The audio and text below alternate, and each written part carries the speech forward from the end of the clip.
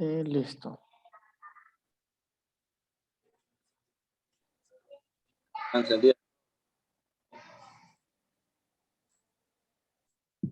Es el grupo número 2. Vamos a hablar sobre las normas internacionales de la contabilidad.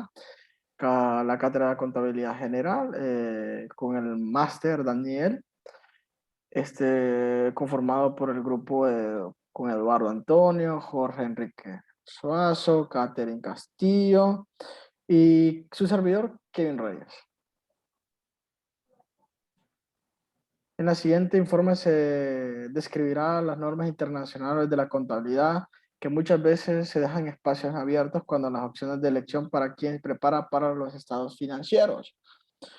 Los objetivos, conocer cada una de las normas internacionales de la contabilidad que se utilizarán para la elaboración de los estados financieros y en los objetivos específicos que se verán en este informe, promover y aplicar el uso de las normas internacionales de la contabilidad, describir los principales conceptos y normas internacionales que existen y de la contabilidad, identificar cuándo y en qué área podemos hacer uso de las normas internacionales de la contabilidad. Bueno, lo dejo con mi compañero Eduardo.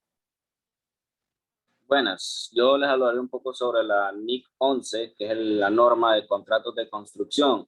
Es un contrato de construcción específicamente negociado para la fabricación de un activo o un conjunto de activos que están íntimamente relacionados entre sí o son interdependientes en términos de su diseño, tecnología y función, o bien en relación con su último destino o utilización. Siguiente diapositiva. Ahora, la agrupación y segmentación de los contratos de construcción. Está el ingreso de actividades ordinarias de contrato, y el costo del contrato. Pues el ingreso de actividades ordinarias del contrato son actividades del contrato que deben depender del importe inicial del ingreso de actividades ordinarias y las modificaciones en el contrato, en el trabajo contratado, así como reclamaciones o incentivos. Los ingresos de las actividades ordinarias del contrato se miden por el valor razonable de la contraprestación recibida o por recibir. Por ejemplo, el contratista y el cliente pueden acordar modificaciones o reclamaciones que aumenten o disminuyan los ingresos de actividades ordinarias del contrato. Las modificaciones se incluyen en los ingresos de actividades ordinarias del contrato y una reclamación es una cantidad que el contratista, espera cobrar del cliente o de un tercero como reembolso de costos no incluidos en el precio del contrato. Ahora, los costos del contrato deben comprender los costos que se relacionan directamente con el contrato, que se relacionan con la actividad de contratación en general y en cualquier otro costo que se pueda cargar al cliente bajo los términos aceptados del contrato. Siguiente. Reconocimiento de ingresos de actividades ordinarias y gastos del contrato. Cuando el resultado de un contrato de construcción puede ser estimado con suficiente fiabilidad, los ingresos de actividades ordinarias y los costos asociados en el mismo deben ser reconocidos como ingresos de actividades ordinarias, ingresos de actividades ordinarias y gastos respectivamente, con referencia al estado de realización de las actividades producidas por el contrato al final del periodo sobre el que se informa. Ahora, reconocimientos de ingresos de actividades ordinarias y gastos. Reconocimientos del periodo esperado. Cuando sea probable que los costos totales del contrato vayan a exceder de los ingresos de las actividades ordinarias totales derivadas del mismo, las pérdidas esperadas deben reconocerse inmediatamente como un gasto.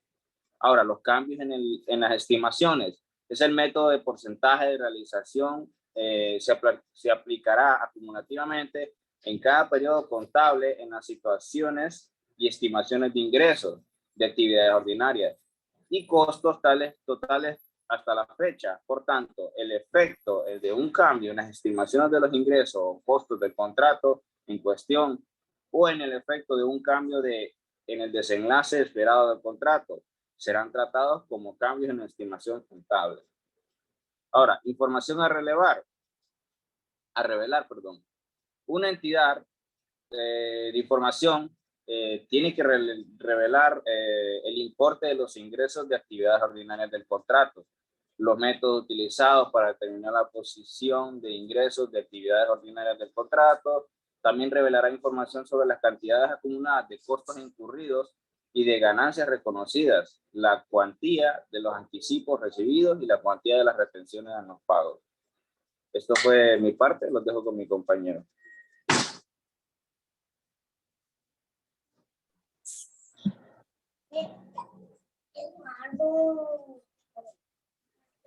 Sí, buenas noches, máster, compañeros.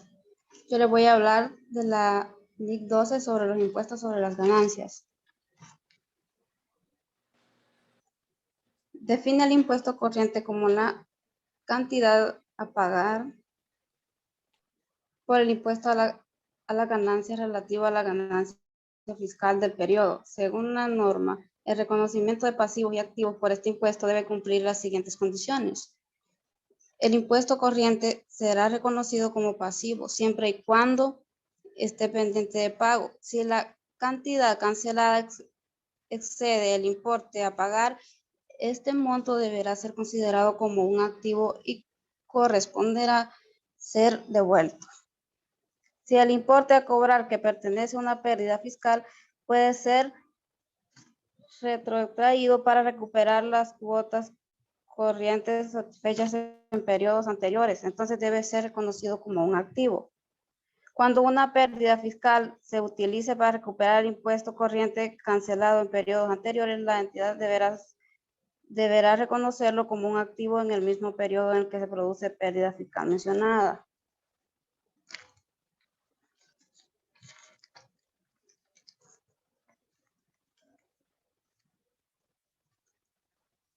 Las diferentes temporales se producen en un momento dado cuando la base fiscal de un elemento del balance activo o pasivo exhibe no coincide con ese instante con el valor contable o importe en libros de ese mismo elemento. Bueno, los importes de la aplicación son los impuestos a futuros que quedarán a menores cantidades a pagar a mayores cantidades a devolver a medida que sus activos se recuperen y los pasivos se liquiden y se producen cuando en una combinación de negocios los elementos contables figuran un valor diferente en el que deba atribuírseles según la regulación fiscal.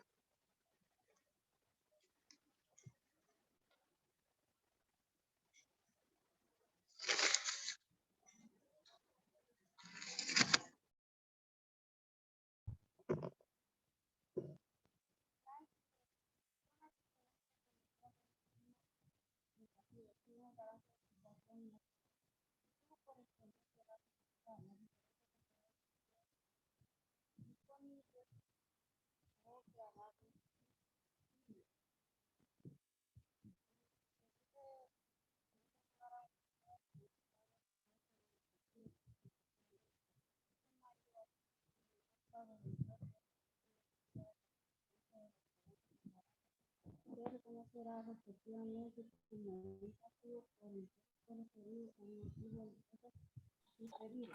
Bueno, yo voy a acompañar a mi compañera, que son las diferencias entre las importaciones de activos o pasivos exigibles en el balance de la institución y corresponde a la base fiscal. Las diferencias de temporales pueden ser disponibles o graves y deducibles. Según den lugar en mayor o menor pago de impuestos, el futuro del activo es mayor o menor de pago de impuestos. En el futuro, debido a la existencia de una diferencia temporaria, reconocerá respectivamente como un pasivo por impuesto diferido o un activo por impuesto diferido. Lo dejaré con mi compañero Jorge Suazo. Bueno, buenas noches. Me toca hablar sobre la NIC 16, propiedades, planta y equipo. La propiedad, planta y equipo, a nivel general, es catalogado como un activo y por tanto se debe tener en cuenta que según las formas internacionales de información financiera establece tres prerequisitos para que se cumpla esta categoría de activo, que son: 1. Dicho bien material o inmaterial. debe ser controlado por la empresa. 2. Debe haber sido obtenido como producto de un suceso y hecho pasado. La 3 es la obtención y mantenimiento de este bien. Tiene como finalidad la obtención de beneficios económicos futuros. Siguiente, compañero. Depreciación. La depreciación es uno de los elementos que afecta el manejo contable de las propiedades, planta y equipo, entendiendo por este término dentro de la normalidad internacional como el reconocimiento del deterioro del bien. Por el uso, más técnicamente se dice que la depreciación es la distribución sistemática del importe depreciable de un activo a lo largo de su vida útil, en donde se incorpora dos elementos para poder depreciarlo. Siguiente, compañero.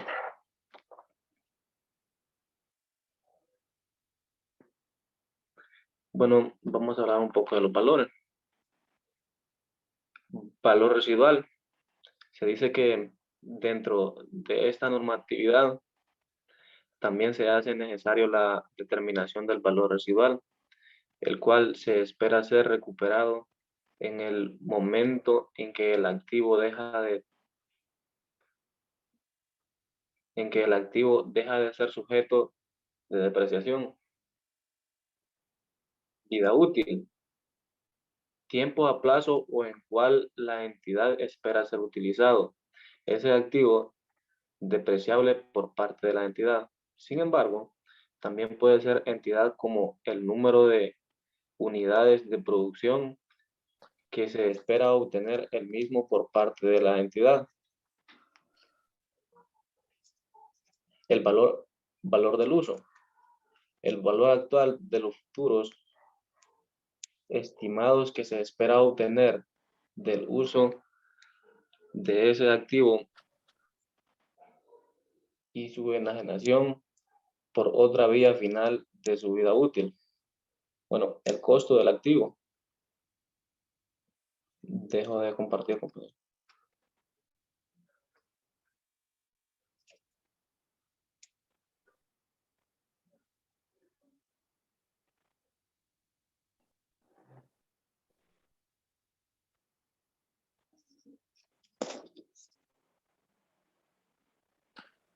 Ok, yo sigo con mi compañero, tiene problemas técnicos. NIC 17, o Normas Internacionales de Contabilidad número 17, arrendamiento. Un arrendamiento es una relación entre dos partes conceptuales mediante el cual se produce una cesión por un tiempo determinado, un bien, servicio o como parte que aprovecha esta posesión debe realizarse una contraprestación económica. Es un arrendamiento, es algún tipo de préstamo que se le hace a esta persona. Se le arrienda por un tiempo máximo y preestablecido. En este caso, pues puede ser algún tipo de vivienda o incluso bonos del gobierno, bonos del tesoro que se pueden arrendar por un cierto tiempo estimable y que se puede dar unas cuotas de pago, pero eso debe estar preestablecido, ¿no? Principales objetivos del arrendamiento, que es la explotación comercial. Si en un espacio arrendado se va a desarrollar una actividad comercial o se va a emplear un activo de labores de producción, en el caso de un terreno, instalaciones y la maquinaria industrial. Ok, esto lo que quiere hacer y significa es que si una explotación comercial, por de motivo X, pondremos una planta de energía eléctrica, arrienda un cierto lugar, es para la mayor producción de energética y una máxima expropiación de ganancias a un tiempo estimado, pero se le ha arrendado por un cierto tiempo. Este es un caso y un ejemplo de lo que son los paneles solares en el sector sur y en muchos sectores de la nacionalidad hondureña, donde se arriendan estos campos por un tiempo estimado por la empresa privada y después de 20 años pasa a lo que es el Estado. Y lo que es explotación no comercial, en el caso de un arrendamiento que se produce en el ámbito más personal, sin comercial o de producción más evidente sería el mercado de vivienda. En este caso hablamos de lo que sería un alquiler, ¿no? Un alquiler de alguna vivienda. En sí, esta persona no alquiló el lugar o arrendó por producción o porque va a poner un negocio, simple y sencillamente porque va a habitar ese lugar. Pasamos a la siguiente, ¿qué son las normas internacionales 18, ingreso ordinario? El principal preocupación en la contabilidad del ingreso ordinario se determina cuando debe ser reconocido el ingreso, cuando es responsable, los beneficios económicos futuros, influye en la entidad. Estos beneficios pueden ser medios, confiabilidad, norma de identidad, las circunstancias, cuáles se pueden cumplir. Estos ingresos son el dinero transcurrido en lo que es la empresa, ¿no? En esos momentos cuando la empresa está haciendo venta de productos y ese es un dinero ordinario que bien a bien viene todos los días, ¿no? Las normas que se van a aplicar en el ingreso procedente de las transacciones son venta de bienes, pues algún tipo, vendes comida, vendes productos telefónicos, servicios y ese tipo de ampliamiento es lo que te permite un ingreso ordinario. La prestación de algún servicio, ya sea que sea en el manto eléctrico, sea que estés poniendo un cielo falso, un muro falso, ese tipo de, o poniendo un aire acondicionado, estás prestando un servicio y por ende se te va a remunerar con un ingreso ordinario. Eso es un ingreso que puede ser tangible o no. A lo que me refiero es que puede ser que sea se puede pagar impuestos o no se paga impuestos por el motivo de que no sea una transacción, puedo decir, en una entidad que sea física y que lleve esos requerimientos, como lo puede ser un banco, un centro comercial y un tienda de electrodomésticos. El uso por parte de terceros de activos de la entidad produzca interés y regalías. Y esto es un tipo de préstamo. Como lo mencionamos en la parte superior de la NIC 17, es un arrendamiento. Estás prestando un dinero, un capital X, entonces este capital se te transforma y se te va enviando en un costo de un ingreso ordinario. Ventajas de los bienes. Los ingresos ordinarios proceden de la venta de bienes de ser reconocidos y registrados los estados financieros cuando se cumplen cada una de las siguientes condiciones. La entidad ha transferido al comprador el riesgo y ventajas de tipo, significado, derivación de la propiedad de los bienes. Esto es la transferencia. Ya puede ser de un bien factible como una casa o de un bien de dinero. Eso es una transacción que se hace entre dos personas y está transferida el contrato a riesgo, ¿no? La entidad no se conserva por ninguna ampliación de las gestiones corrientes. Vienen vendidos los grandes usualmente asociados con la propiedad, ni tienen el rol control del efectivo sobre el mismo. Esto quiere decir que no tienen lo que es el acceso monetario hacia ese préstamo o arrendamiento o capital que se esté utilizando. El importe del ingreso ordinario puede modificarse, puede medirse con fiabilidad. Puede ser que la moneda en un cierto tiempo pues pierda valor capital. Este es el caso del Lempira, ¿no? Tiene ante el dólar lo que es 24 lempiras, mientras que el dólar pues por lo que está haciendo la inflación estadounidense puede ser que un poco descienda el valor monetario de esa moneda. Entonces no puede ser una moneda fiable. Se conoció cada una, esta es la conclusión que hemos llegado con nuestro equipo sobre las normativas máster. Sobre todo esto es lo que hemos investigado, recabado de la información mediante los distintos hechos que hemos transcurrido en los planes de curso y también con lo que hemos aprendido en esa clase. Y bueno, permítame un momento. Se conoció que una de las normas internacionales de la contabilidad se enfatizó en su uso en el estado financiero en cada una de sus distintas doctrinas mediante las normativas preestablecidas. O sea, se normalizó y se estandarizó cada una de ellas. Y aquí en esta exposición se está viendo cada una de ellas y cómo se deben utilizar mediante las circunstancias que se deben con requerimientos preestablecidos, ¿no? Se manifiesta el uso de las normas, se promueve el correcto uso de ellas mencionadas y cuidadosamente factor distinto de los teatros de operaciones dentro de los distintos agentes, ¿no? Se describe su correcto uso bajo normas manual de correlación de los hechos y factores bajo las normas internacionales de contabilidad y la búsqueda de un procedimiento estándar de su uso. Se identificó el correcto uso de ellas en los distintos escenarios de operaciones donde se ejecuta cada una de las normativas y resoluciones equivalentes. En este informe se buscó información legítima de fuentes confiables con lo que es el uso del requerimiento de las normas internacionales de la contabilidad bajo unas normas estándares internacionales y mediante eso podemos establecer cuáles son las formas factibles de usar cada una de ellas, ¿no? Eso por todo, Máster Daniel Villalobos. Un placer saludarle y que tenga un lindo día.